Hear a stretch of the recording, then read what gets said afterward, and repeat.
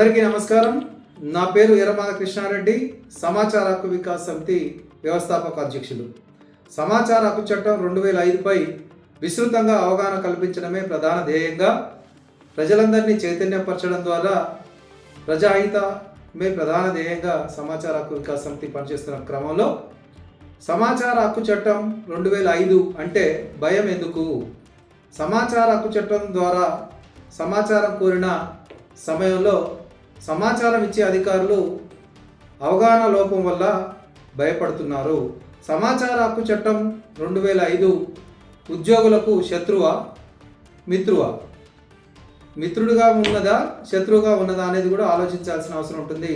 మొదటగా సమాచార హక్కు చట్టంలో ఉన్న విషయాన్ని మనం పరిశీలనలో తీసుకుంటే కేంద్ర రాష్ట్ర ప్రభుత్వాల ఆధ్వర్యంలో నిర్వహిస్తున్న అన్ని ప్రభుత్వ కార్యాలయాలు, ప్రభుత్వ ఆధీనంలో ఉన్న సంస్థలన్నీ కూడా ప్రజలు కోరినప్పుడు సమాచారం ఇవ్వాలని సమాచార హక్కు చట్టంలోని ప్రధాన ఉద్దేశం.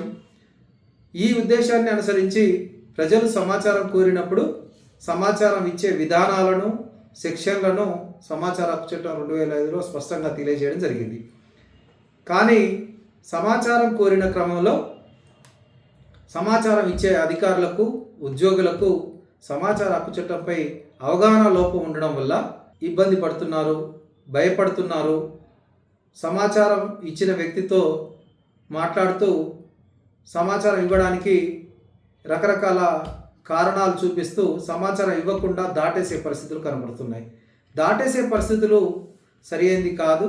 సకాలంలో సమాచారం ఇవ్వకపోతే సమస్యలు ఉంటాయి, సమస్యలు పెరుగుతాయి. అంటే మొదటి అప్పీల్ చేయడం, రెండవ అప్పీల్ చేయడం, కమిషనర్ దగ్గరికి వెళ్ళడం, విచారణలకు గురి కావడం, విచారణలకు ఎదుర్కోవడం, జరిమానాలకు గురి కావడం, ఇవన్నీ జరుగుతుంటాయి. కాబట్టి సమాచార హక్కు చట్టం అనేది పూర్తిగా అవగాహన చేసుకుంటే ప్రతి ఉద్యోగికి సమాచార హక్కు చట్టం రక్షణగా నిలుస్తుంది. ఆ ఉద్యోగి తను విధులు నిర్వర్తించే క్రమంలో సరైన విధానాన్ని అనుసరించాలి. సరైన విధానాన్ని అనుసరించి పనిచేసినప్పుడు ఏ పని అయినా ఏ విధంగా దేని అనుసరించి చేశారో అనే విధానాన్నే సమాచార హక్కు చట్టం ద్వారా దరఖాస్తుదారులు కోరుతుంటారు. కాబట్టి వారు కోరిన సమాచారాన్ని ఇవ్వడంలో ఎటువంటి ఇబ్బందులు ఉండవు. కానీ అవినీతికి, అక్రమాలకు పాల్పడుతూ, నిబంధనలను ఉల్లంఘిస్తూ, చట్టాలను ఉల్లంఘిస్తూ నిర్ణయాలు చేసినప్పుడు, తన పనులు చేసినప్పుడు ఇబ్బంది పడాల్సి వస్తుంది. ఆ విధంగా ఇబ్బంది పడకుండా ఉండాలంటే ఖచ్చితంగా ఆ ఉద్యోగి తనకున్న పరిమితులను, పరిధిని, అధికార హోదాను అనుసరించి తన పరిధిలో చేయాల్సిన పనులను సక్రమంగా, నిబంధనలకు అనుకూలంగా, చట్టాలను అనుసరించి పనిచేసినప్పుడు మాత్రం అతనికి ఎటువంటి ఇబ్బంది రాదు. ప్రతి పనికి సంబంధించిన సమాచారం అడిగినప్పుడు కూడా పారదర్శకంగా, జవాబుదారీతనంతో ఇవ్వడం వల్ల ఎటువంటి ఇబ్బంది ఉద్యోగులకు రాదు. కాబట్టి ఆర్టీఐ యాక్ట్ విషయంలో చాలామంది కామెంట్ చేసుకుంటారు. మాట్లాడుతున్న విషయం ఏంటంటే, ఈ ఆర్టీఐ యాక్ట్ మాకు తలనొప్పిగా మారింది, ఈ ఆర్టీఐ యాక్ట్ లేకుంటే బాగుండు, ఈ ఆర్టీఐ యాక్టులో మమ్మల్ని ఇబ్బంది పెడుతున్నారు అనే భావనతో కొంతమంది ఉద్యోగులు ఉన్నారు. ఈ ఉద్యోగులు ఆ విధంగా మాట్లాడడానికి ప్రధాన కారణం ఏంటంటే సమాచార హక్కు చట్టంపై అవగాహన లేకపోవడం ఒకటి కాగా, వారికి సంబంధించిన విధులు నిర్వర్తించే క్రమంలో వారు సరైన విధానాన్ని అనుసరిస్తలేరు కాబట్టి ఈ మాటలు అంటున్నారని అర్థం చేసుకోవచ్చు. అంటే ఒకటి అవగాహన లేకపోవడం, రెండో విషయం ఏంటంటే వారు విధులు నిర్వర్తించే క్రమంలో నిష్పక్షపాతంగా, నిస్వార్థంగా, విధానపరంగా పనిచేస్తలేరు అనే విషయాన్ని వారికి వారే చెప్పుకుంటున్నట్టుగా ఉంది. కాబట్టి సమాచార హక్కు చట్టం 2005 అమల్లో ఉంది కాబట్టి ప్రజలందరూ కూడా ఏ సమయంలోనైనా వారికి అవసరమైనప్పుడు, వారికి అనుమానం వచ్చినప్పుడు, ఆ పనుల విషయంలో తేడాలు వచ్చినప్పుడు, వారికి రావాల్సిన లబ్ధి రాకపోయినప్పుడు ఖచ్చితంగా సమాచార హక్కు చట్టం ద్వారా సమాచారం అడిగే హక్కును కేంద్ర ప్రభుత్వం పార్లమెంట్లో చట్టం చేసి ఇచ్చబడిన సమాచార హక్కు చట్టం ద్వారా అడుగుతారు. కాబట్టి ప్రతి ఉద్యోగి కూడా తను విధులు నిర్వర్తించే క్రమంలో ఎప్పుడైనా, ఎవరైనా, ఏ పౌరుడైనా సమాచారం అడిగే అధికారం ఉంది. కాబట్టి ఏ రోజైనా సమాచారం అడుగుతారు అనే భయంతో విధానపరంగా పనిచేయాలనే ఉద్దేశంతో సమాచార హక్కు చట్టం వచ్చింది. కాబట్టి తన అధికార పరిధిని ఉపయోగించుకొని చట్టాలను అనుసరించి పనిచేసినప్పుడు ఏ అధికారి కూడా సమాచార హక్కు చట్టం దరఖాస్తుకు భయపడాల్సిన అవసరం లేదు, ఇబ్బంది పడాల్సిన అవసరం లేదు. ఇంకా ఒక దశలో మనం ఇంటర్నల్గా డెప్త్గా మాట్లాడుకుంటే సమాచార దరఖాస్తు వచ్చినప్పుడు తాను నిర్వర్తించిన పనికి సంబంధించిన విషయాన్ని స్పష్టంగా ప్రజల ముందు బహిరంగంగా చెప్పే అవకాశం ఉంటుంది. బహిరంగంగా చెప్పడం వల్ల తాను పారదర్శకంగా పనిచేసిన అనే అంశం కూడా ప్రజల్లో తెలుస్తుంది. ప్రజలందరూ కూడా ఈ పలానా అధికారి, పలానా ఉద్యోగి ఖచ్చితంగా నిబంధనలు అనుసరించి పనిచేస్తాడు, అర్హులైన వారికి న్యాయం చేస్తాడు, అర్హులైన వారిని ఎంపిక చేస్తాడు అనే పేరు రావడం జరుగుతుంది. ఈ క్రమంలో అధికారికి మేలు ఏంటంటే తాను నిర్వర్తించే క్రమంలో ఎవరైనా ఒత్తిడులకు గురి చేసి, ప్రలోభాలకు గురి చేసి, తప్పుడు నిర్ణయాల కోసం ఒత్తిడి చేసినట్లయితే తాను నిర్ద్వందంగా చెప్పే అవకాశం ఉంటుంది.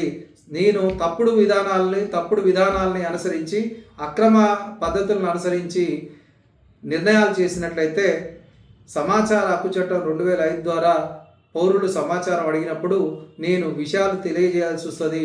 ఆ తెలియజేయడం వల్ల నేను ఉద్యోగం కోల్పోవాల్సి వస్తుంది. కాబట్టి నేను విధానపరంగానే పనిచేస్తా అని చెప్పుకోవడం వల్ల అతను పూర్తి ఉద్యోగ జీవితకాలం అంతా కూడా ప్రశాంతంగా ఉండవచ్చు, ఇబ్బంది లేకుండా ఉండవచ్చు.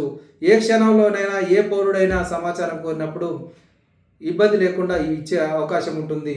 కాబట్టి మీరు సమాచారం ఇవ్వడంలో అవగాహన లోపం ఉంటే అవగాహన పెంచుకోవడానికి కేవలం మీరు ఒక గంట టైం తీసుకుంటే, గంట సమయాన్ని మీరు సమాచార హక్కు చట్టంపై అవగాహన కల్పించుకోవడానికి, అవగాహన పెంచుకోవడానికి, సందేహాలు నివృత్తి చేసుకోవడానికి మీరు గంట సమయం కేటాయించుకొని మీరు చేసుకోగలిగితే ఆర్టీఐ అంటే భయం అవసరం లేదు.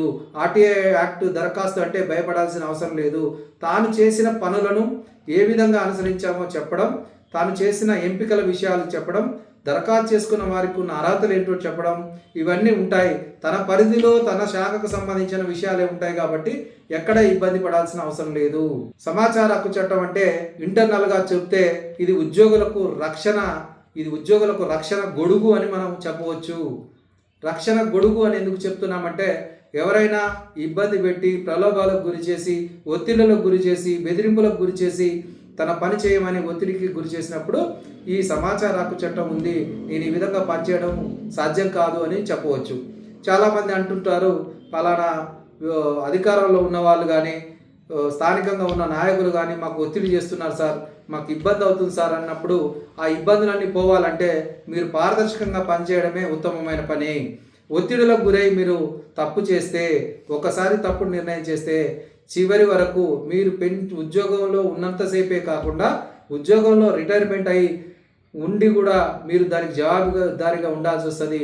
ఏ రోజైనా ఆ విషయాన్ని సంబంధిత బాధితుడు సమాచారం కోరినప్పుడు ఓపెన్ చేస్తే, ఆ సమాచారం ఇవ్వడం జరిగితే దాంట్లో మీరు చేసిన తప్పులు బయటపడితే దానికి మీరు బాధ్యత వహించాల్సి వస్తుంది. తప్పుడు నిర్ణయాలు చేస్తే మీ మీద శిక్ష పడుతుంది. కాబట్టి మీరు తప్పుడు చేయకుండా ఉండాలంటే సమాచార హక్కు చట్టం 2005 ఉంది. దానివల్ల ప్రజలందరూ కూడా మమ్మల్ని సమాచారం అడుగుతారు అనే భయం ఉండి విధానపరంగా పనిచేయండి, ఒత్తిడిలో గురి కాకుండా పనిచేయండి అని సమాచార హక్కు వికాస సమితి ప్రతి ఉద్యోగస్తుని కోరుకుంటూ, సమాచార హక్కు చట్టంపై మీ సందేహాలున్నా, మీకు అనుమానాలున్నా, అవగాహన పెంచుకోవాలని కోరిక ఉన్న మీ పరిధిలో, మీ కార్యాలయంలో సమాచార హక్కు చట్టం 2005పై మేము తగిన విషయాలపై మీకు శిక్షణ ఇవ్వడానికి సమాచార హక్కు వికాస సమితి సిద్ధంగా ఉందని తెలియజేస్తూ, అటువంటి అవగాహన పెంచుకోవడానికి ఆసక్తి గలవారు క్రింద స్క్రోల్ అవుతున్న నెంబర్కు మీరు ఫోన్ చేసి మాట్లాడితే మీకు అవగాహన కల్పించడం, సందేహాలు నివృత్తి చేయడంతో పాటు ఆర్టీఐకి సంబంధించిన బుక్స్, మెటీరియల్ ఇవ్వడం జరుగుతుంది. ఆర్టీఐకి సంబంధించి సమాచారం ఇచ్చేటప్పుడు సులభమైన పద్ధతులు ఎటువంటివి ఉన్నాయి, ఆ సులభమైన పద్ధతులు అన్నీ కూడా మీకు తెలియజేయడం జరుగుతుంది. అదేవిధంగా కొన్ని ఫార్మాట్స్ కూడా ఇవ్వడం జరుగుతుంది. మీరు దరఖాస్తుకు సంబంధించిన సమాచారం ఇచ్చే క్రమంలో ప్రతిసారి దరఖాస్తులో రాసిన మెటీరియల్ రాయకుండా, మొత్తం మ్యాటర్ రాయకుండా సులభంగా ఎలా రాయాలి అనే అంశాలపై మీకు సమాచార హక్కు వికాస సమితి తరపున ఆధ్వర్యంలో తగు శిక్షణలు ఇవ్వడానికి మేము సిద్ధంగా ఉన్నాం.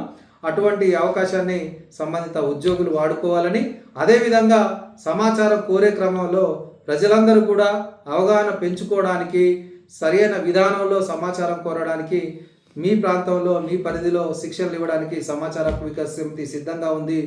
కనీసం 50 నుండి 100 మంది సమావేశమైన క్రమంలో మీరు మాకు ఆసక్తిని తెలియజేస్తే మీకు తేదీలు ఇవ్వడం జరుగుతుంది. ఆ సమయంలో మీ వద్దకు మేము వచ్చి ఉచితంగా శిక్షణలు ఇవ్వడం జరుగుతుంది.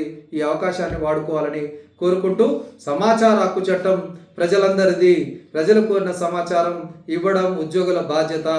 సమాచార హక్కు చట్టాన్ని సద్వినియోగం చేసుకుందాం, ప్రగతిని సాధిద్దాం. జై ఆర్టీఐ, జై జై ఆర్టీఐ.